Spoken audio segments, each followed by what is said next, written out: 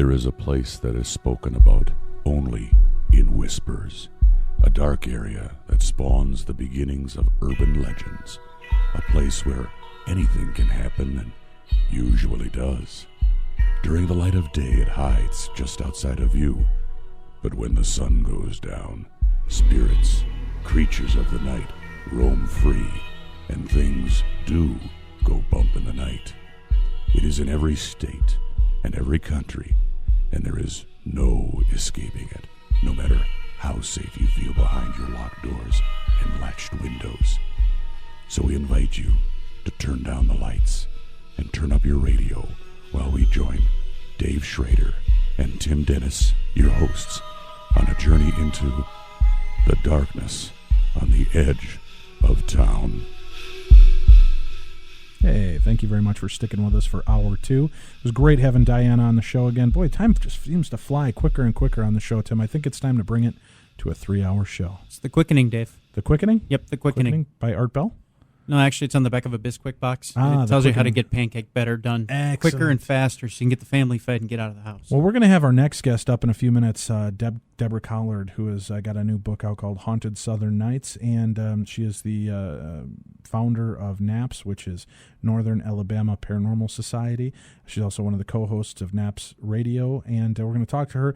But before we do that, I just wanted to mention, I got to go out to Ghost Stock last week with Patrick Burns, and Patrick had me out as a speaker. We had a lot of exciting things happen. That was my first official talk at an event, so I was very nervous. Patrick was great, very gracious, helping me out there and helping us with it.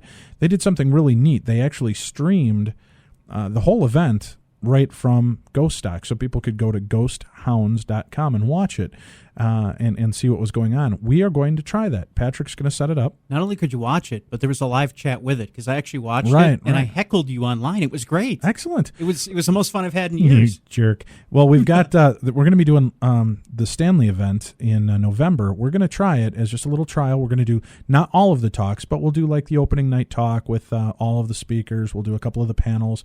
I think I'm willing to run my talk. I think your talk with Patrick for EVPs will be aired. Oh, too much pressure, man. Yeah, John Zaffis agreed to do his Possessed Possessions talk on there. So we've got different speakers. I believe J. Allen Danilek is going to allow us to stream his talk, and Mark Macy his talk. So we've got some really great talks that are going to be going on, and it'll be streaming it live so people can actually check it out and get a little feel for what a darkness event is like, at least that part of it. We will not be doing the live ghost hunts because we don't want to be intrusive during that time. But while I was out there, I got to head up. Not only did I get to do a live talk, which my talk is about, it's kind of a good ground course for Ghost Hunting 101. It's a good opener, and it's a good refresher for people that are veterans in the field, because sometimes, as we know, when we're into it for a long time, we get kind of jaded and we stop doing the things that made us successful at the beginning. This hopefully will rein you back in and help remind you some things and maybe give you some good ideas. I've taken ideas and tips from some of the leading people in the paranormal field, from some of my own observations. So put it together into an hour-long talk, and we'll be sharing that at the events going forward. So all the newbies don't have to worry about attending an event, because they'll get to learn along with everybody else. Because remember, the first idea of our show is we really want to educate, enlighten, and entertain, and we're going to be doing that at the events as well. But while we were out there, I got to do a ghost hunt, and I was with this lovely couple, not a couple, but a mother and daughter team, and Rachel and Kat, and we were investigating a place called The Gift Bookstore. And the owners told us a fascinating story. There's an old woman that's seen in a blue dress she appears to come through the door and head towards the back, and many of her employees have followed back there. Well, we were back there checking things out, and nothing was really coming up. We were getting this really foul odor in the back room. And did you excuse yourself afterwards? Actually, it was very musty, almost like urine smell, which we thought was kind of strange, but it was coming on really strong while we were back there. And I had talked to the owner. We were talking about stuff, and we were running the recorders at the time, doing EVP sessions. The first EVP I want to play for you. Now bear in mind, this is Atlanta, or Savannah, Georgia, rather, inside of a bookstore, a gift store that's closed, and it's about 9 o'clock at night. All right. Now, this is weird to me. We always try to get EVPs of people speaking and things, communicating with us, and during this talk, we get an EVP of seagulls. Are you ready? This is weird. Let's see. 8:09, and it is October 26th. My name is Dave Schrader. We're here to try to communicate with any ghosts or spirits that may be here in the shop that would like to come forward. A few moments ago, we smelled what smelled like a very strong urine smell or a tobacco smell out in the hallway. Are there any spirits here that would like to make themselves known? Any ghosts that would like to come forward and try to communicate with us? We ask that you please come forward.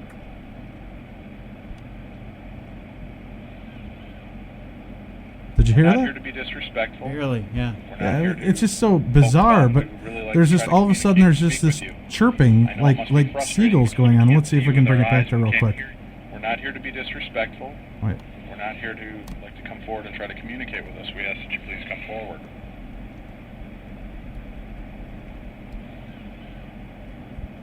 We're not here to be disrespectful. So we're gonna now it could have changed. Now that could be something else that we pick up in our next EVP, which I'm going to play for you. Now, as we're talking to this gentleman, he starts to relate that his dog has passed away, and that this room is the room the dog used to be in. Well, dogs, they pee on things to mark their territory. So we got down on the floor. We were trying to smell the floor to see if it was a urine smell still stuck in the carpet. There was no smell. It smelled like Febreze. It was really nice and refreshing smells on the carpets and stuff. So you stuck your nose down there for about 5-10 minutes? Yeah, we were huffing the carpet and trying to get that. It was just really a bizarre little deal. Now, mind you, too, we're inside a building with all the windows and doors shut.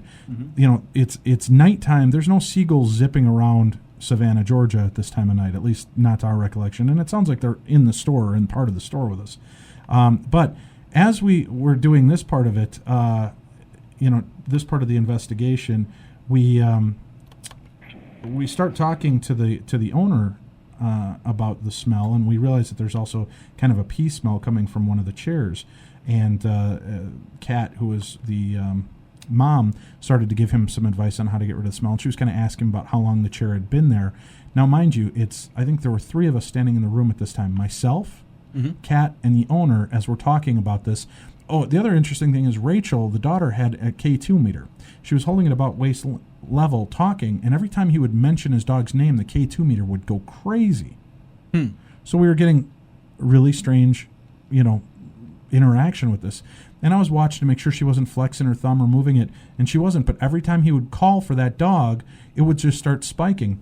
Well, this is the next EVP we got. Let me pull this up, and I'll play it a couple times for you, too. This is crazy. And here we go. It's just an every now and then kind of thing like y'all. I mean, I really didn't pay much. Didn't pay a whole lot of attention to it till you said that. Yeah. But yeah. But this chair's been here probably 10 years.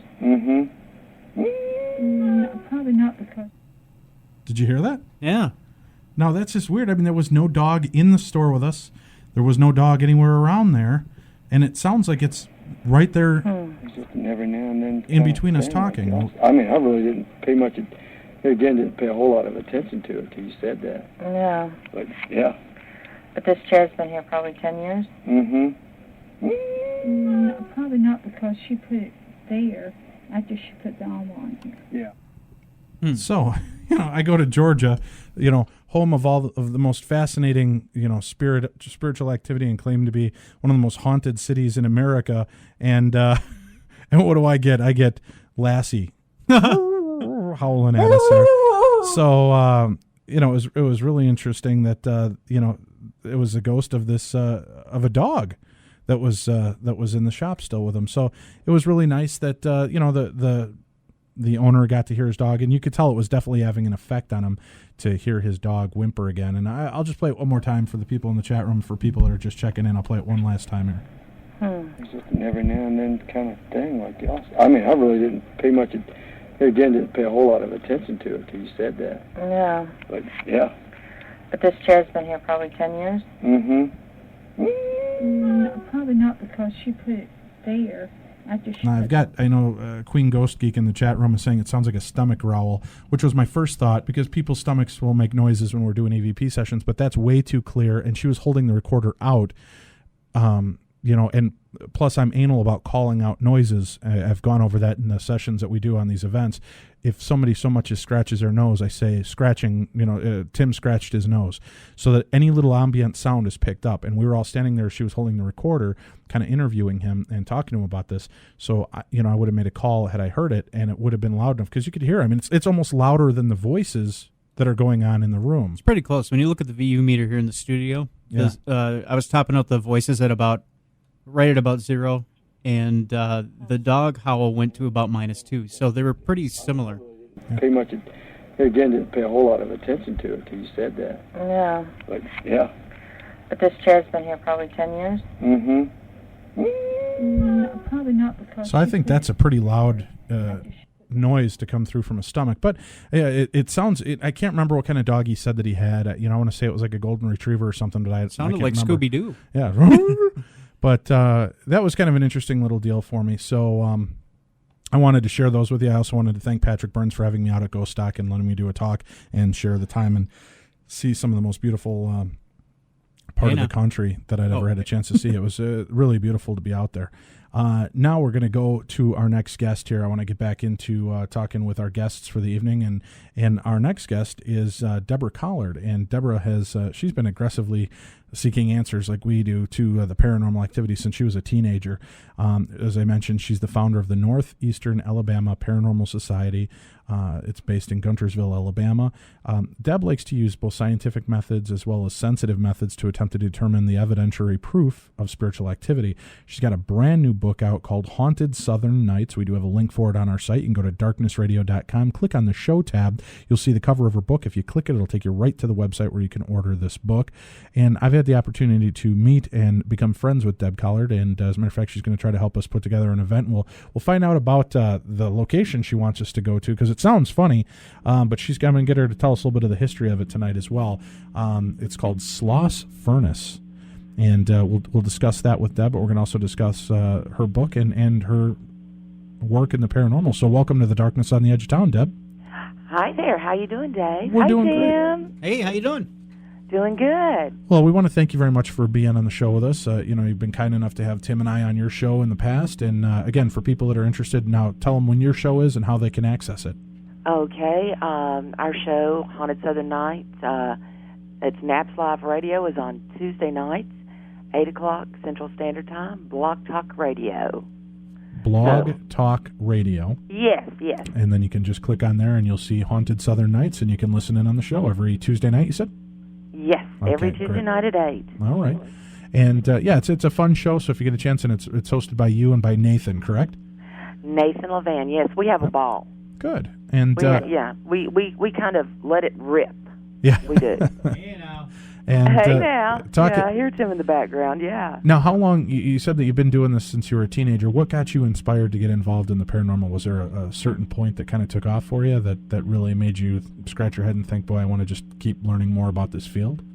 Well, like most folks, you have things happen to you as a kid, and it's like you kind of just like don't want to talk about it because you're afraid that your parents won't listen. Somebody will say you're weird or whatever. But I started having experiences when I was about 7 years old. And initially, there were things like I could smell my grandmother, or I could I woke up one morning and could miraculously roller skate after I'd had a very vivid dream. And then as I got older, more things started happening that were... So you're a paranormal roller skater? Absolutely, paranormal roller skater. You learned through a dream? Actually, through a dream. It was hilarious. When I think about it now, back then, it was like, hey, listen, I can do this. A lot of times we have dreams, and that these dreams that we have, in these dreams, we actually learn how to do things. And I didn't think that was so, but yes, you actually can. This is a kid, me, who was as clumsy. I was all legs. Couldn't do it. I couldn't roller skate. And I'd had these roller skates in my closet for over a year and couldn't get up on them. I had a dream that I could roller skate. I got up, put on those roller skates, and I roller skated all over my mom and dad's hardwood floors.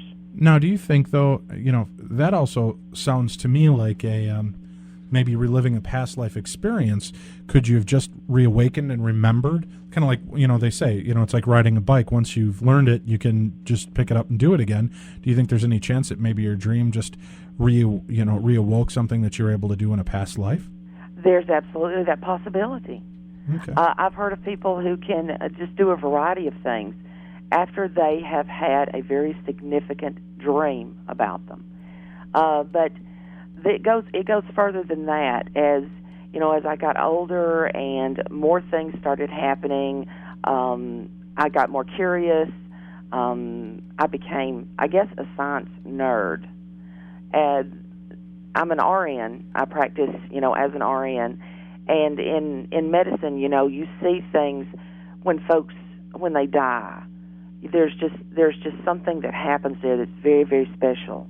It turns on something with the family. It turns on something with them as they cross over. It's anybody that's a nurse that's experienced death firsthand that way, or even an individual who has experienced death with a family member at their bedside. There is a moment in time there when things are there's a total transition, and you can literally see it, you can feel it. So as years have progressed, I continued to get more interested and more intrigued, and became what I would call a closet ghost hunter. I would drag my husband, I would drag anybody I could get to go with me to a cemetery or any location that I had heard was haunted that I could get into, and started, experimenting using, cameras. If I tell you the first kind of camera I used, I'll be telling you my age, but we progressed from the accordion type, where you pull it out in the front. Is that the one from like the Flintstones where the parrot's in there chipping on the rock? Is that? Hush your mouth, hush your mouth, hush your mouth. To the kind that, that when you click it pops out and there's the picture, and within years, very short years, they fade away. So those you need to really save real quick. To digital cameras and then digital recorders, and really got into it. And as far as what you were talking about, my soft science ways, I've always used dowsing rods. At a very young age, my dad taught me how to douse. He would douse for water and various things out in the country for people's, farms to find wells. Well, he taught me how to do it. And he also taught me that there are other things that you can douse for. Well, there are. There actually are. And I use my dowsing rods as a communication tool, is what I use them for. Now, when you're using dowsing rods, see, that's something I never understood, because I know they've used dowsing rods to find water, to find oil, to find dead bodies, to find, lost treasure. Is it the intent? Is it kind of like your body's processing, you're tuning into what you want to collect. You become a human metal detector, to say, and then the dowsing rods kind of tune into what you're looking for? Do you think that's what's going on? I mean, how exactly? I've never really understood that. Okay, let me see if I can explain it where that the Dave can understand it. Alrighty. Use small words and pictures if you can. And speak slowly. Yes. Okay. Alrighty. The way that I believe that they work is that the energy, whether it be electromagnetic energy or what type of energy, works through us with the energy that we as humans put off, and we make a connection through the rod in some manner. I honestly use them for a communication tool, the same as I would use a K2 meter. All right, do you understand how you use the K2 meter and how that energy works with you to give you a response? I believe that the spiritual entities can respond to me through those rods because they have some type of metal way to do it, right. A way to attract the energy. But that's contacting a form of intelligence, right? So you're contacting an energy in a form of intelligence. People have used dowsing rods to find water. Oh yeah, they gold, shake like a banshee. Dead bodies. What? But there's no battery in there. There's no copper wire in the stick that they use. How are they? But we have a heart and it beats. And how does our heart beat? I mean, we're like a walking battery, my friend. Right, we've but got I mean, that there's much energy. there's no way. I mean, how does the stick know that I want to find water or a dead body, or if I'm looking for, I guess what I'm looking. My question is, I've got my dowsing rods or my stick or whatever you're using, and I'm thinking, I want to find water. Will it start going crazy over oil, even though I wasn't looking for oil? Will it go crazy over a dead body if I wasn't looking for the dead body, or does it tune into what you're looking for? I believe, myself personally, that it tunes into the water itself. It tunes into the element. Right, but my point is, how does it know that the water is what you're looking for? How does it know it's the water you're looking for? And it's not. I'm saying oil could be right next to water. Definitely, you're right. So if you're searching for water, why isn't it dowsing the oil bed? How does the stick know that at this point you just want water and not oil? That's what I've always been curious about. Maybe you don't know the answer to these things with dowsing rods, but I was just curious if you had any insights on that. Well, see, I've never doused for oil. I've doused for water, and I know the reaction that the rods actually give. They give an up and down motion.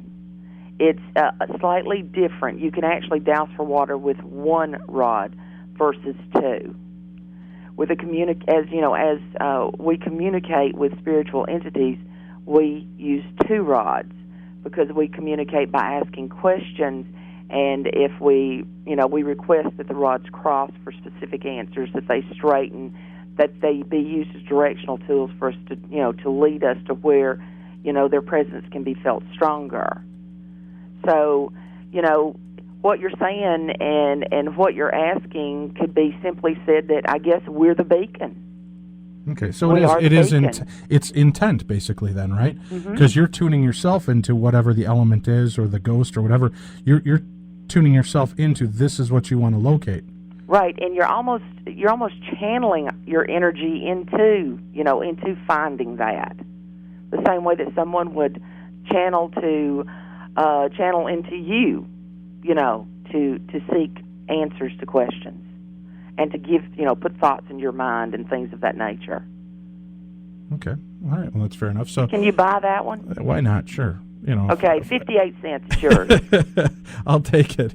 But we got Tim signaling me. We got to take a quick break here. We're going to take our first break for the second hour. We'll come back. We'll talk to you a little bit more. We'll talk to you about your book and cover that. We'll be right back. You're listening to the Darkness on the Edge of Town Paranormal Radio Show.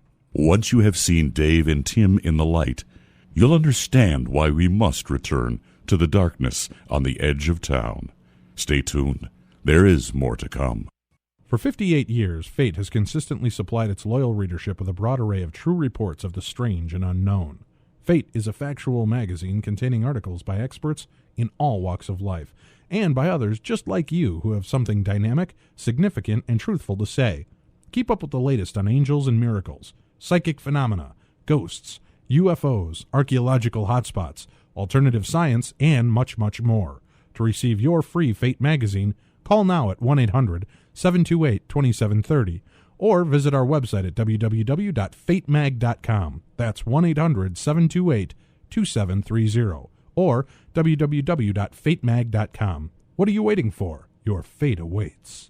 Are you tired of reading about what couple in Hollywood is breaking up or divorcing? Have you ever wondered where you can find the news that covers the subjects that you are really interested in? I would like to invite you to visit supernaturalnews.com. Supernatural News uses the latest internet technology to search for the topics we know you will be interested in reading. News of the latest Bigfoot, UFO, or Loch Ness Monster sightings. Read about the latest conspiracy theories and urban legends. Supernatural News, where belief and reality merge. They're hardly beautiful and barely average. In fact, when they were both born, the doctor slapped their moms instead of them. I will slap you so hard you end up in the Ming Dynasty. Welcome back to the Darkness on the Edge of Town with Dave Schrader and Tim Dennis. Hey, welcome back to the show. Listening to Darkness on the Edge of Town Paranormal Radio. Hey, Tim, I got to ask you real quickly here before we go back to... good grief, what was that? It's coming off your laptop. Oh, is it really? Yeah. Okay. We've got that show Phenomena. Right. Have you watched that with Uri Geller and Chris Angel? Uri Geller? Yes, I saw it this past week. And I would like to get Deb's thoughts on this too, being kind of sensitive, but there was, the whole idea is it's kind of this reality show deal where whoever can create the most impressive illusion or whatever the hell they're aiming for can win $1 million at the end of this deal, right? Well, there's that guy that claims that he has a spirit that helps him do these tricks. And, he had Raven Simone. He had a truck put in a big vat, and nobody knew what the one item was that she chose.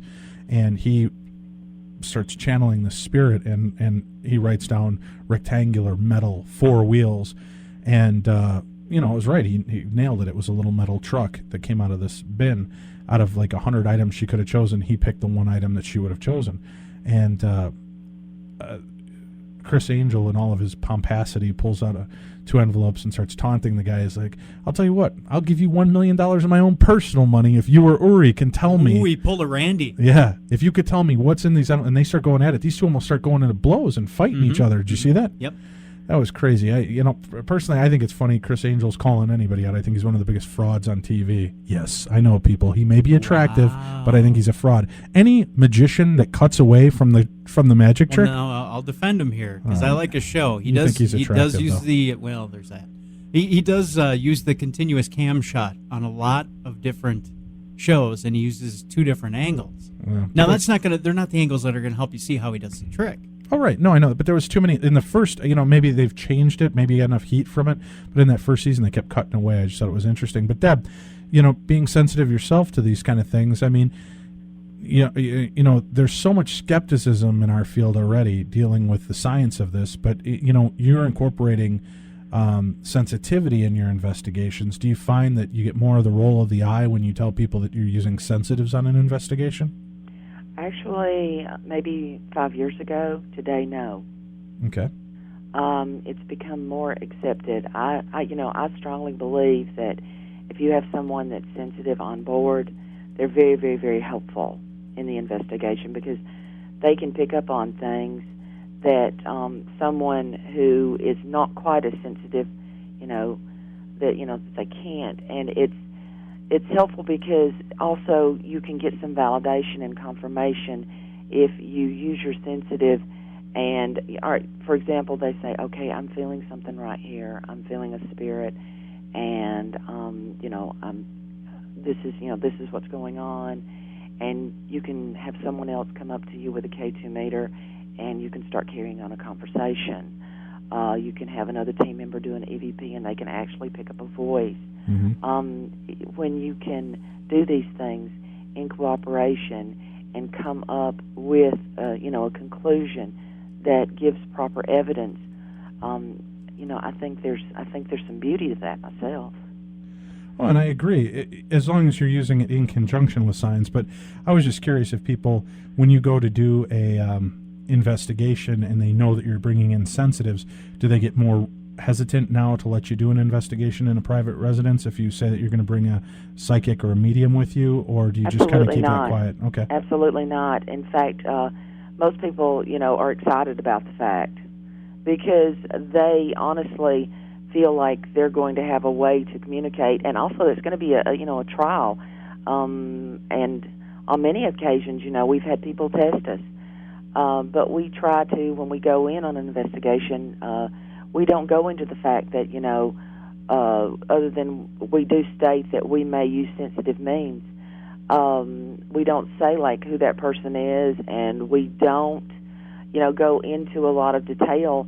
But when we go back with our evaluation of what we've come up with, we allow in our report an area where the sensitive will document the things that they found, and then just allow the person that is the homeowner or business owner or whatever to confirm or deny what the sensitive had picked up on. And that makes it even more intriguing, especially when you hit all the targets. Well, with investigations now, are you sensitive yourself?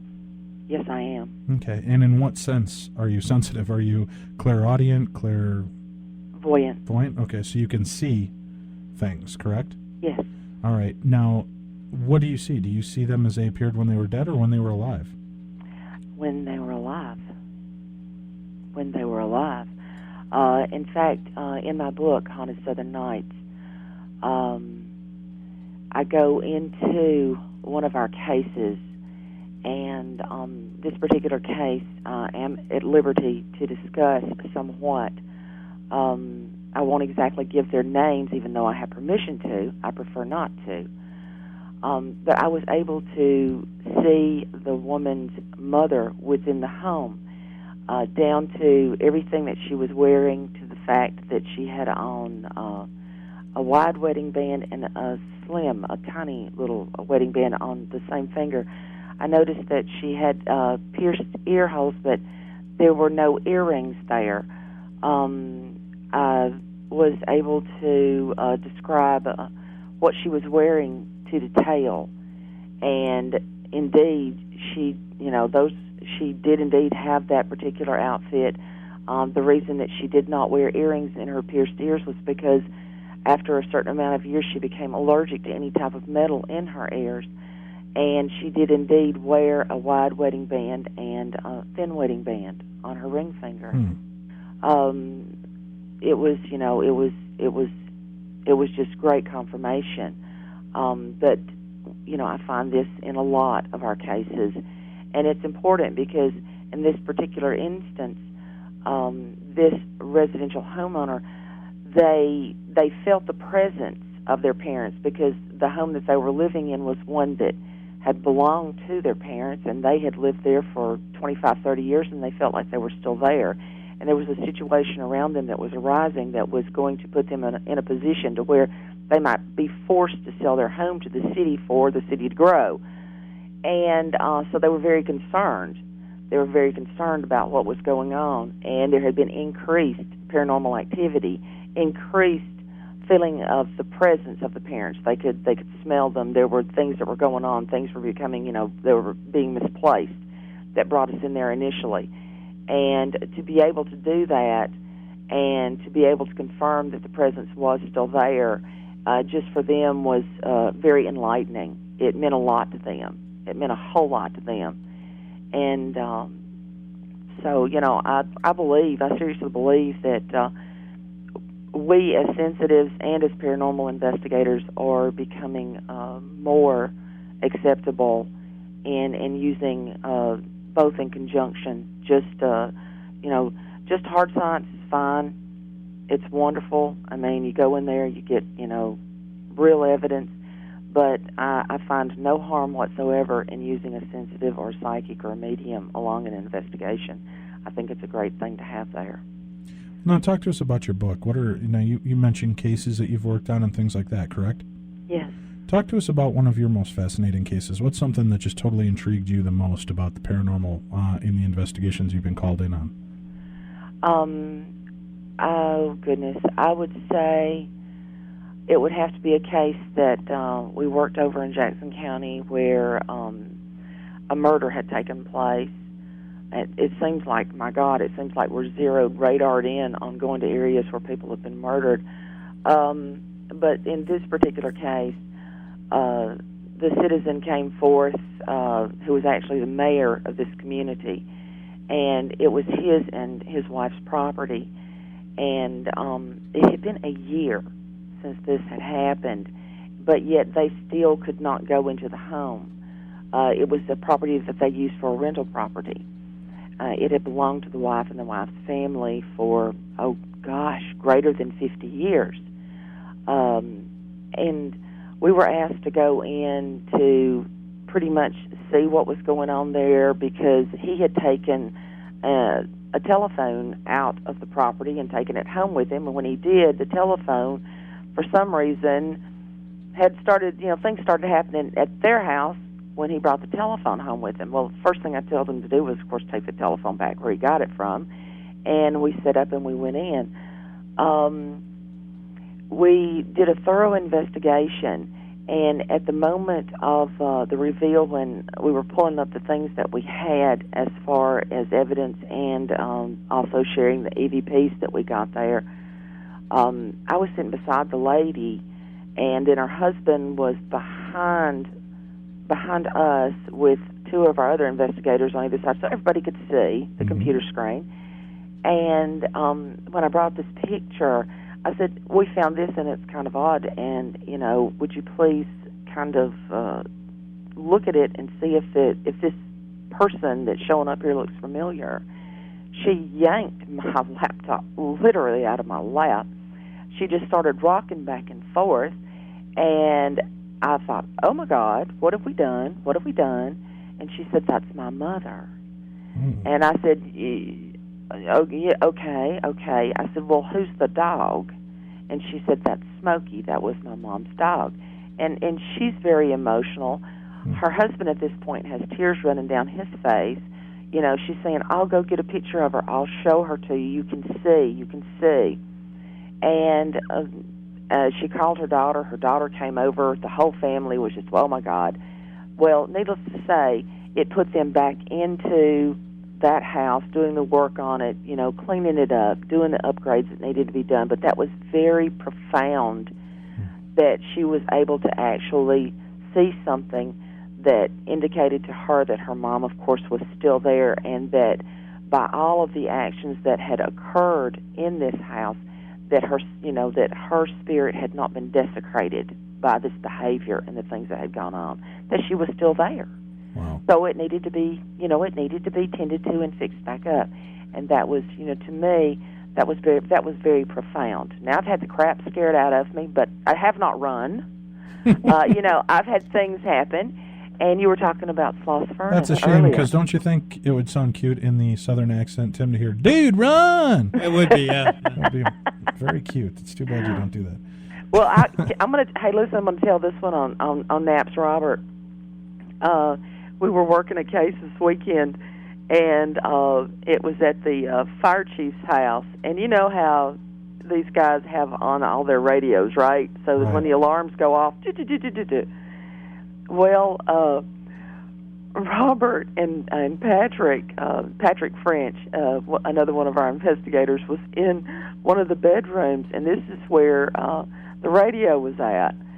And Robert said, is there anything that you would like to say to us today? And all of a sudden, the thing goes, rawr, like that. You talk about a grown man running. He walked very fast out of the room, but it scared the blithers out of him for sure. Geez. Yeah. Well, what's the scariest thing that's ever? Well, you know what? Why don't we hold that? We'll come back. I want you to tell me the scariest thing that's ever happened to you on an investigation, or even just even if you weren't actually physically investigating, if it just kind of happened to you wherever you were. Let us know about that. But we'll find out more about that. We're going to take our second break. You're listening to Darkness on the Edge of Town with our guest Deborah Collard. We'll be right back. We thought El Chupacabra meant the cup of coffee in Spanish. Me llamo Hr.2. ¿Cómo está el yay? What you talking about, Willis? Shows you what we know. Stay tuned. There's more to come from the darkness on the edge of town. For all students, regardless of disability, education is a right, not a privilege. Hello, I'm Bill Curtis. Imagine a classroom with no books, or a classroom where all the textbooks are written in a code you can't understand. For millions of students who struggle with learning disabilities or a visual impairment, textbooks present barriers to educational success and independence. The National Nonprofit Recording for the Blind and Dyslexic brings the printed page to life for students. RFB&D offers the largest collection of recorded textbooks in the world, available to everyone with a disability that makes reading difficult or impossible. RFB&D, learning through listening. RFB&D has locations around the country that are staffed with volunteer readers and service coordinators. Recording for the Blind and Dyslexic is online at rfbd.org or call 866-RFBD-585. Are you ready for some adventure, swashbuckling action, pirates, high seas battles? How about a little history, romance, and haunting Celtic mysticism thrown into the mix? If so, you have got to read The Rollicking Adventures of Tam O'Hare, the new book by author-illustrator Scotty Roberts. Set in England, Ireland, and Scotland of the 16th century, Irish Lord Tam O'Hare sets out on a quest to find and rescue a little girl from the hands of the fairy folk of the Dark Shadowlands. On his way, he runs headlong into adventure and intrigue from all quarters in the form of wolves, foxes, and pirating rabbits. Oh, and did I mention Tam O'Hare is, well, a rabbit? This book will not be available in stores until late this fall, but you can get your advance copy of The Rollicking Adventures of Tam O'Hare now by going to www.tamohare.com. That's www.tamohare.com. The Rollicking Adventures of Tam O'Hare. You'll never trust a raccoon with a sword again. If you read Taps Paramag every month, you'll be able to tell the difference between the absurd and the creepy. Taps Paramag takes you where few would ever go on purpose. From exclusive interviews with the cast of The Ghost Hunters to the latest trends in technology in the field of the paranormal. To join our journey, order at tapsparamag.com. Are you tired of reading about what couple in Hollywood is breaking up or divorcing? Have you ever wondered where you can find the news that covers the subjects that you are really interested in? I would like to invite you to visit supernaturalnews.com. Supernatural News uses the latest internet technology to search for the topics we know you will be interested in reading. News of the latest Bigfoot, UFO, or Loch Ness Monster sightings. Read about the latest conspiracy theories and urban legends. Supernatural News, where belief and reality merge. If you bleed from the ears while listening to Leo Sayer records, would it qualify as a paranormal experience? I thought so. Welcome back to the darkness on the edge of town. Ooh, that hurts. Hey, welcome back to the show. Our guest this evening is Deborah Collard, and she has a brand new book out called Haunted Southern Nights. She's also the host of Haunted Southern Nights Naps Radio, so you can check her out every Tuesday night by going to blogtalkradio.com, checking out her show. And she is the founder of Northeastern,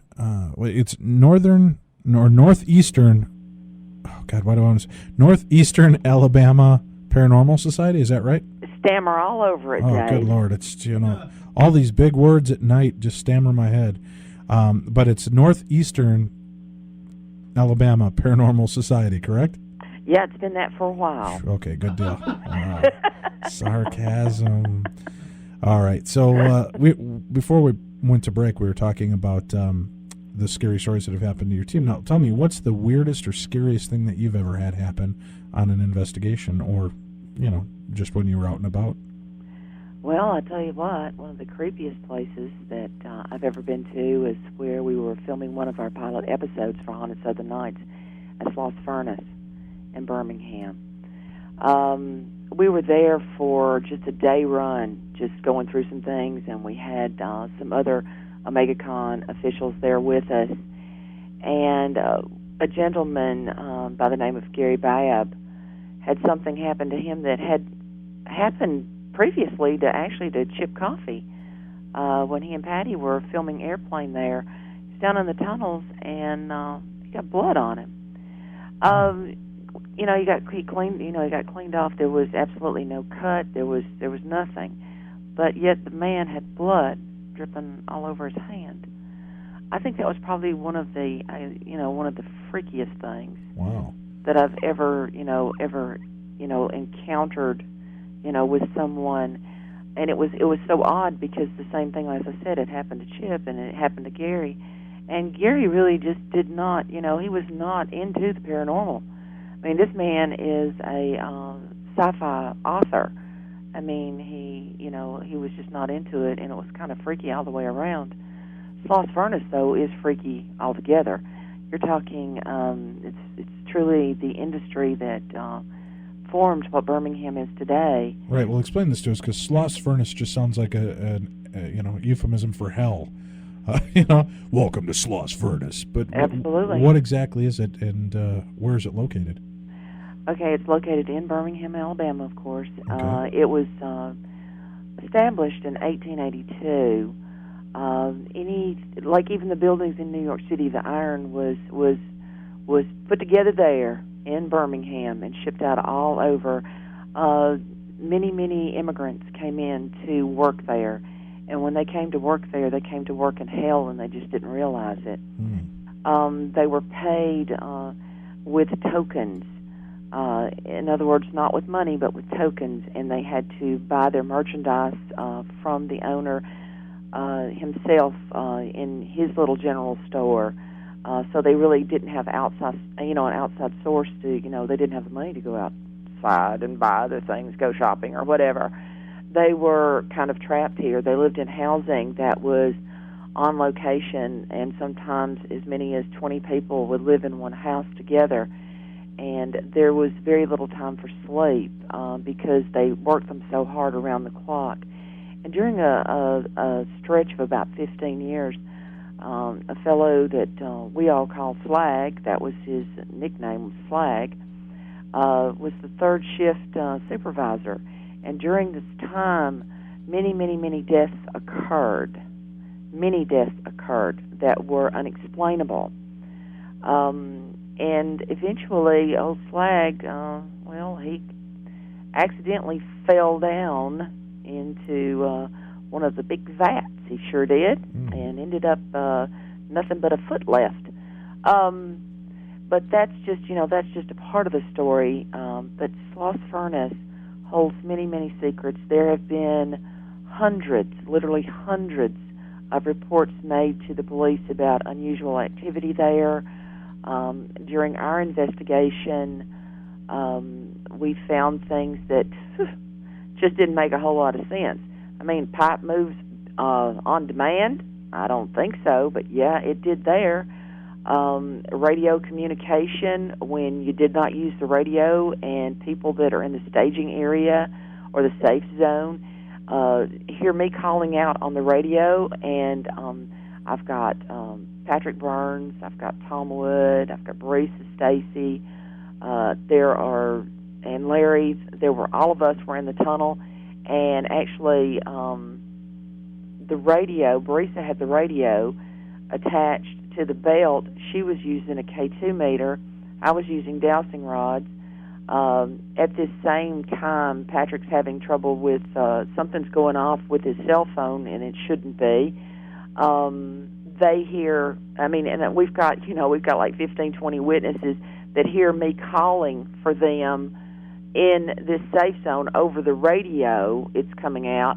I never used the radio. I never called for anybody. I was using the rods, and then when we go out and they come to see what's going on, after they've they've experienced this of me calling and thinking something's wrong down in the tunnels, we find that the battery in our radio is dead. So we had these big, in the boiler room, there are just these big vats of oil that would feed all of this equipment. Well, all these vats are intact, and because you're talking, more like a huge museum of sorts, industrial museum of sorts. During the initial walkthrough, all these vats were intact. Everything was intact. Security went through. Everything was intact. And then about 2 o'clock in the morning, 3 o'clock in the morning, I'd have to look at my notes. We go through, and one of the vats, the lid's blown off of it. Now, this oil has sat here, since 1971, and nothing has happened. Nothing has happened. So why did it choose to blow the lid off while we were there?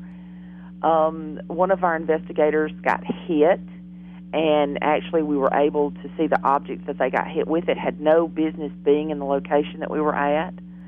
One of our investigators experienced a blow to the chest, a severe blow to the chest. Oh, geez.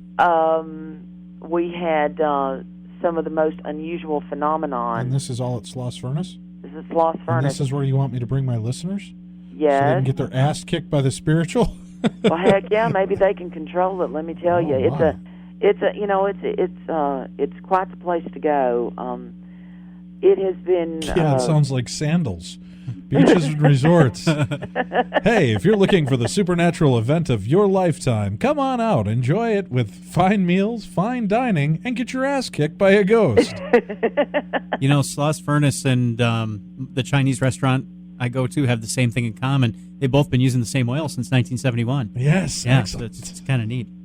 So these things were just blowing off. People were getting knocked down, hit, pulled, tugged. I mean, were you guys, what's the word I'm looking for, provoking? No, we never provoke. Okay. We never provoke. It's. I think that there's something there that just. I think it just wanted to cut up and let us know that we were not alone. That we were not alone. And Ricky kept picking up on a girl, and she said, Ricky, of course, is my daughter, for those of you who don't know, but she's also a napper. She said, Mom, this girl is wearing a wedding dress. I said, okay, she's wearing a wedding dress. We're at Sloss Furnace. What is a girl with a wedding dress doing on at Sloss Furnace?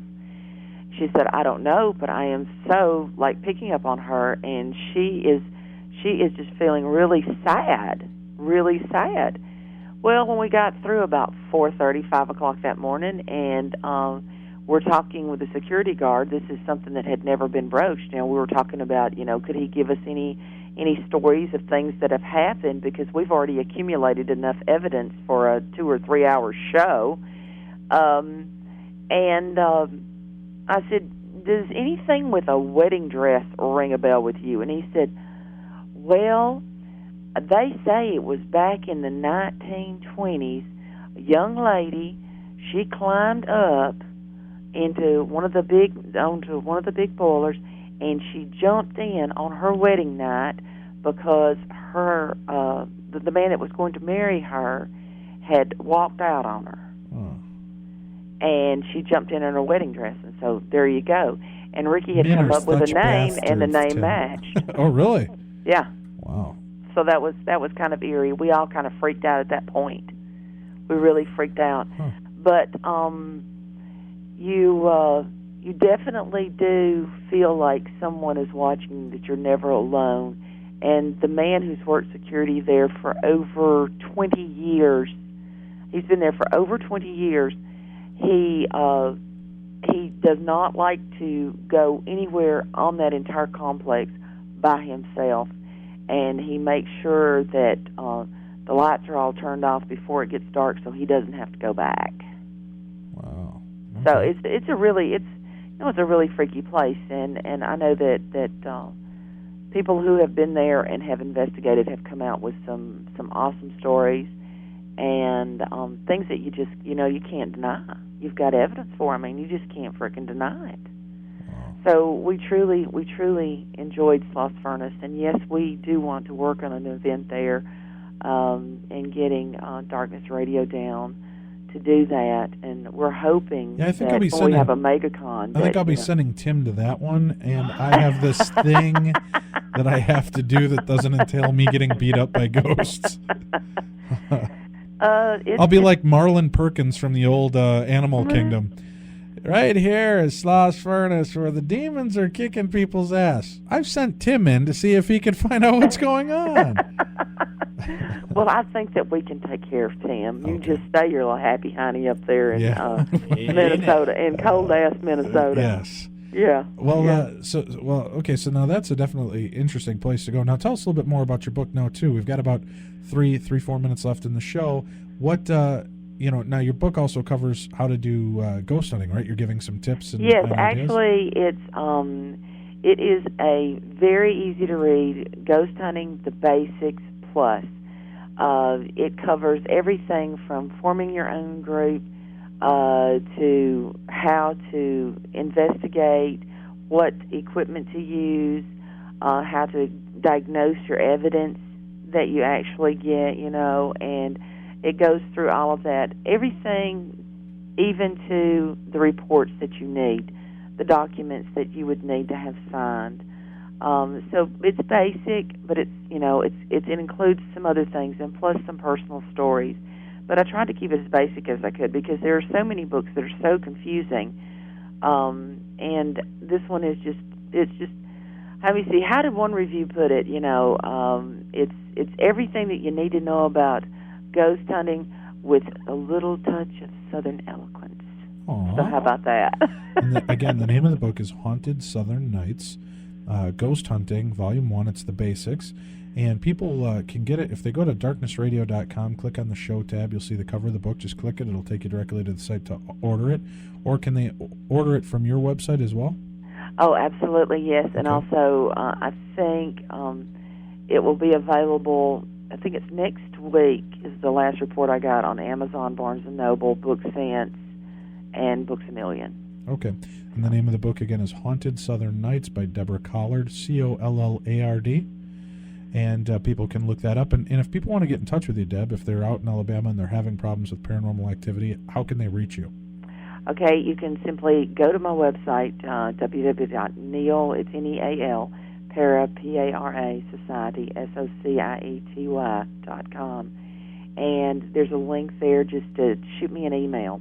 Shoot me an email. I can be in touch with you in a heartbeat. Or you can call Dave. He has all my numbers. Yeah, get in touch with me. I'll give you all the digits. Well, Deb, I want to appreciate you being on the show tonight. Thank you very much for sharing it. Good luck and continued success with your book. And we'll be trying to get an event handled out there in Sloss Furnace this year. So everybody keep checking the website at Darkness Events. And we're going to go down there. We're going to show these ghosts who's boss. How about that? Hey, brother, that's what we need to do. All right. That's well, right. We'll put that together. And thank you all for tuning into the show. Remember, next week we've got a brand new show with author Craig Hines. And we're going to be talking about the gateway to the gods. And we want you to check I love that Zeppelin album. Yes. Yeah. Discover the Real Secrets of the Stairway to Heaven is the subtitle on this. So it's Gateway of the Gods by Craig Hines. And then in 2 weeks, Donna Smith, the psychic counselor Donna, will be with us. We'll be talking about EVPs and trying to get in touch with some famous people. And then November 25th, you can hear live in studio. We're going to have Scotty Roberts back doing live tarot readings. So keep tuned to Darkness on the Edge of Town Paranormal Radio, and also check our site at darknessevents.com for updates on new and exciting events that you can be a part of. We'll look forward to seeing you again. Thank you for tuning in, and be safe.